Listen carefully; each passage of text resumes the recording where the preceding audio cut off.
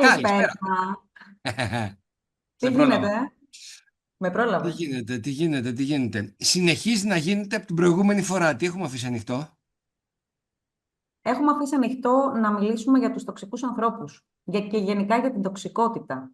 Α, το τοξικό περιβάλλον και οι τοξικοί άνθρωποι. Ναι, είναι πολύ της μόδας. Μμμ.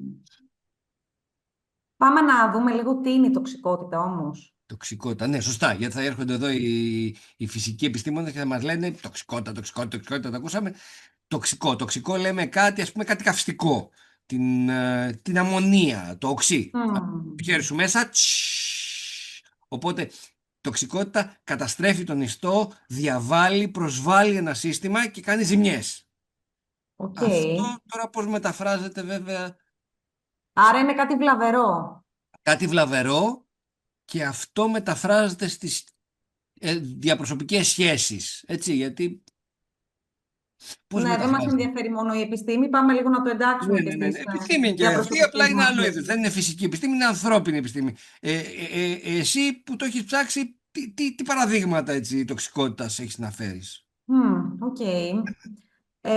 Θα σου πω, άνθρωποι οι οποίοι νιώθουν έτσι μειονεκτικά, δεν έχουν αναπτύξει μια αυτοεκτίμηση μέσα τους Οκ, και νιώθουν πιο κατώτεροι. Έχουν ουσιαστικά δηλαδή ένα φόβο μέσα τους στο κατά πόσο είναι αρκετοί, οκ. στο κατά πόσο τα κάνουν σωστά, στο κατά πόσο καταφέρνουν πράγματα. Τι είναι Πολλές τοξικό? φορές μπορεί να μειώσουν τους άλλους για να νιώσουν οι ίδιοι καλύτερα. Πώς θα τους μειώσουν? Δηλαδή, τι θα είναι η Ας πούμε ότι το να σε μειώσει κάποιος, να σε μικρύνει, να σε καταπιέσει, να σε, κάνει τοξικό το περιβάλλον γιατί διαρριγνύει το εγώ μου όταν μπαίνω σε αυτό το περιβάλλον. Πώς το κάνει όμως αυτός? Να σου δώσω ένα παράδειγμα. Μμ, Οκ. Θυμάμαι λοιπόν μια φίλη παλιά, μμ, είχε να με δει καιρό, μμ, πριν χρόνια. μμ. Και συναντιόμαστε και μου λέει, έλα ρε εσύ, αδυνάτησες. Το παράκανες όμως λίγο, Το παράκανες. Χάδι και χαστούκι παθέ. Τι βλέπουμε λοιπόν εδώ. Αυτό δεν είναι καθημερινό περιβάλλον. Ήτανε φίλοι, έπρεπε να τη βλέπεις καθημερινά ή ήταν μια φορά στο τόσο? Εντάξει, δεν ήταν κολλητή, αλλά Και βλεπόμασταν και ευνόητος τους καθαρά λόγους, κάτι γιατί συναισθήματα. αν το είχε ξανακάνει, προφανώς κολλητή δεν γίνεται, γιατί αυτό είναι με το ένα δίνεις, με το άλλο παίρνεις. Σωστά, Οπότε πολύ είναι σωστά. διπλό το μήνυμα και στο οποίο αν αυτό είναι η φίλη μου, δεν, μ' αγαπάει, δίκιο έχει, οπότε εγώ παίρνω κάτι, αλλά είναι λίγο δηλητηριασμένο, είναι λίγο τοξικό. Ακριβώς. Μάλιστα. Εδώ λοιπόν, εγώ, αν αυτό το άτομο είναι κάτι το οποίο θέλω να κρατήσω στο περιβάλλον μου, Μμμ. κρατάω την τοξικότητά του, γιατί για τον οποιοδήποτε λόγο μπορεί να το κάνει, μένοντας εκεί. Οπότε εγώ μένω στο τοξικό περιβάλλον. Για κάποιον ο οποίος ας πούμε θέλει να το πάρει διαφορετικά, Μμμ. δεν είναι τοξικό απαραίτητα. Δηλαδή, οκ, ναι, ρε, εσύ έχεις δίκιο, το παράκανα, πρέπει να φτιάξω τη διαιτητά μου και αν το έλεγε ίσως με έναν άλλο τρόπο. Αν ήθελε κάτι άλλο και δεν ήταν έτσι τόσο ξεδιάντροπα, ναι, πάρτο, αλλά στο παίρνω πάλι πίσω. Αν Ναι, δεν ναι, ήταν ναι. έτσι, Έτσι. τότε ο άλλος θα λέει, οκ, δεν είναι τοξικό. Εγώ για να βελτιωθείς το λέω. Σωστά. Και μπορεί να ισχύει. Μπορεί όντω Κοίταξε, ο άλλος να αυτό λέει. κάτι που Νομίζω- είναι τοξικό, Ναι, κάτι που είναι τοξικό για κάποιον, δεν σημαίνει ότι είναι τοξικό και για κάποιον άλλον, ναι, ναι. Αν όμως είναι για μένα τοξικό, πρέπει εγώ να βγάλω το χέρι μου από την αμμονία, από το καυστικό, από το οξύ. Αν είναι για μένα τοξικό, θα πρέπει να δω τι χρειάζεται να κάνω για να με προστατεύσω. Ναι, ναι, ναι, ναι, ναι, ναι. Άλλο παράδειγμα, η ανάγκη που έχουμε για έλεγχο. Μμμ. Μμ. Και ναι, και ναι, και ναι, και ναι. Και αυτά στη δουλειά είναι και συνηθισμένα. Το τοξικό εργασιακό περιβάλλον, ας πούμε, έτσι, βεβαίως.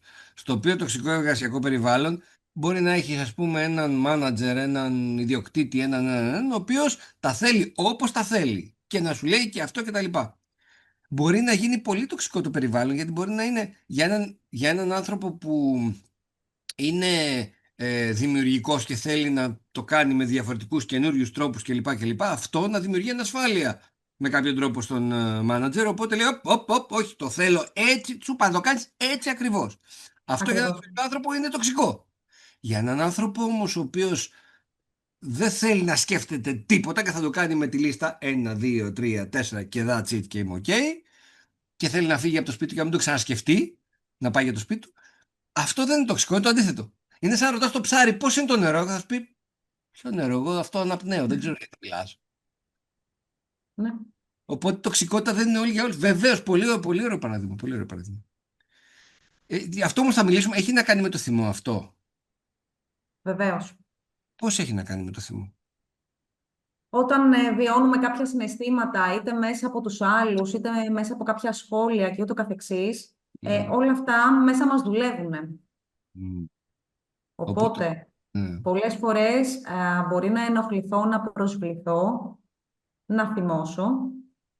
Το τοξικό Άρα, περιβάλλον μου προκαλεί έντονα συναισθήματα και ακριβώς. μπορεί να προκαλέσει και θυμό. Και δεν μπορώ να το βγάλω, ειδικά άμα εξαρτάμαι οικονομικά ή είναι σημαντικό το άλλο άτομο.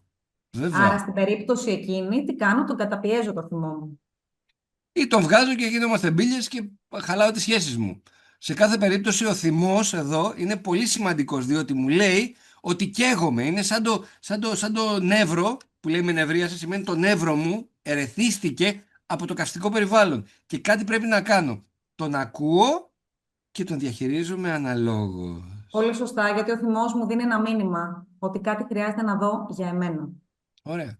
Οπότε είναι το επόμενο μας βήμα και σίγουρα θα υπάρχει μέσα στο σεμινάριο. Δεν υπάρχει περίπτωση αυτό.